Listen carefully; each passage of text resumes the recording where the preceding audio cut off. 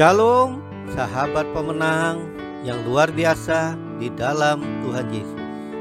Saya Pendeta Immanuel.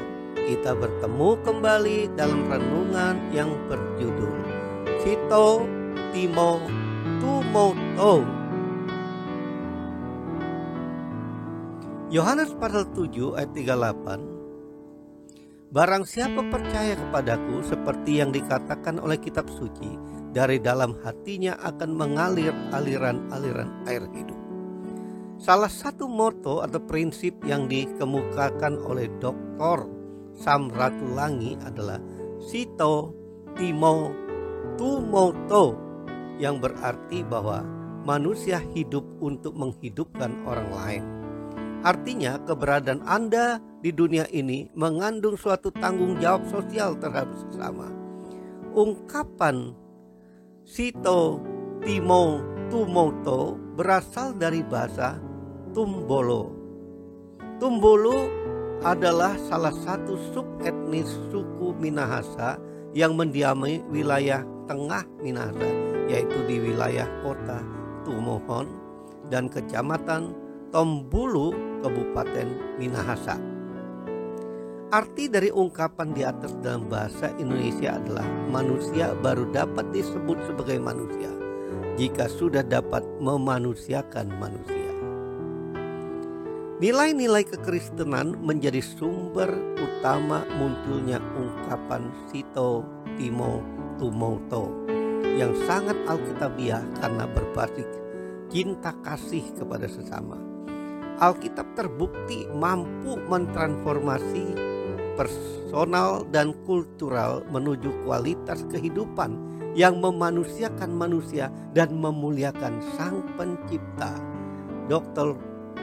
Bill Bright mengatakan bahwa orang Kristen seharusnya menjadi problem solver atau pemecah masalah, bukan sebaliknya pembuat masalah. Banyak orang Kristen saat ini yang hidupnya menjadi masalah bagi orang lain. Hidup dalam kenajisan, keserakahan, dikuasai oleh rupa-rupa, nafsu duniawi dan lainnya. Hal ini terjadi sebab mereka tidak sungguh-sungguh tinggal di dalam Kristus. Sebab jika Anda sungguh-sungguh tinggal bersama Kristus, maka Anda akan menjadi manusia yang bertipe pemecah masalah. Sebab bersama Kristus tak ada yang mustahil. Mengasihi Tuhan dan mengasihi sesama adalah bagian yang tak terpisahkan. Anda tidak dapat mengatakan Anda mengasihi Tuhan apabila Anda tidak mengasihi sesama. Hubungan Anda dengan Tuhan sangat tergantung bagaimana kasih Anda terhadap sesama. Matius 22 ayat 39 menyatakan bahwa mengasihi sesama sama kedudukannya dengan mengasihi Tuhan. Sama pentingnya dan harus berjalan secara paralel atau bersamaan. Tuhan Yesus mengajarkan untuk mengasihi sesama seperti diri sendiri. Berarti memperlakukan orang lain dengan tulus dan baik sesama seperti Anda memperlakukan diri Anda sendiri. Jadi mengasihi sesama merupakan panggilan ilahi untuk memperlakukan orang lain dengan baik. Saling mengasihi bermakna mengasihi sesama tanpa pamrih, tanpa pilih kasih, bahkan siap berkorban seperti yang dilakukan Tuhan Yesus bagi umatnya. Jadi kasih tidak munafik, bukan pencitraan, tidak mendendam, tapi terus setia dan mengasihi meski harus menderita. Bahkan musuh sekalipun harus dikasihi, artinya tetap mengasihi meskipun tidak dikasihi. Itulah teladan dan perintah Tuhan Yesus. Tentu saja tanpa pertolongan Roh Kudus, apalagi dengan kekuatan dan kemampuan sendiri. Pada dasarnya manusia tidak akan sanggup untuk mengasihi sesama, apalagi mengasihi musuh. Bahkan demi keamanan diri sendiri, sering sekali terdengar nasihat yang bernuansa negatif. Seperti jangan terlalu baik sama orang lain, nanti kamu dimanfaatkan. Atau jangan bicara dengan orang yang tidak dikenal. Ya nak, sekarang banyak penculikan. Fenomena-fenomena tersebut menunjukkan bahwa mengasihi sesama semakin sulit untuk dilakukan oleh orang-orang yang pada masa ini. Oleh sebab itu kasih Kristen tidak bisa dilepas dari campur tangan Tuhan.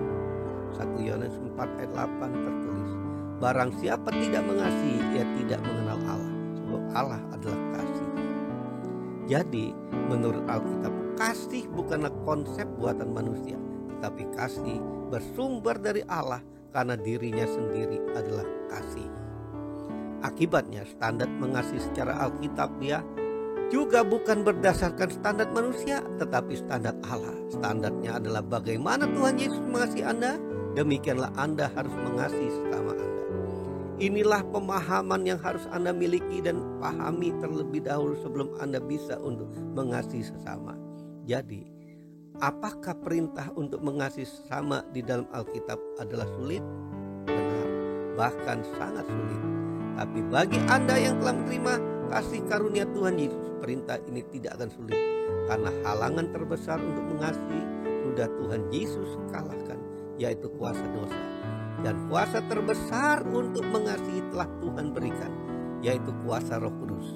Maka dari itu, jika Anda mengasihi sesama dengan berfokus pada kekurangan yang dialami oleh diri Anda sendiri, atau berfokus pada keburukan orang lain, maka pasti suatu saat Anda tidak akan sanggup mengasihi sesama, terlalu berat. Tapi kalau Anda berfokus pada kasih karunia Tuhan, yang tadinya terasa berat, itu bisa lambat laun akan menjadi ringan. Jadi kalau Anda sungguh-sungguh mengenal kasih Kristus, maka keadaan dunia seburuk apapun tidak akan membuat Anda kehilangan kekuatan untuk mengasihi. Maka motto Sito Timo Tumoto akan terwujud dalam kehidupan sehari-hari, dan Tuhan dimuliakan. Mari ikuti saya berdoa. Bapa Sorgawi, terima kasih untuk semua kasih-Mu yang sempurna dalam hidup saya. Ajarlah saya untuk terus hidup saling mengasihi agar menjadi berkat bagi sesama dan memuliakan nama-Mu.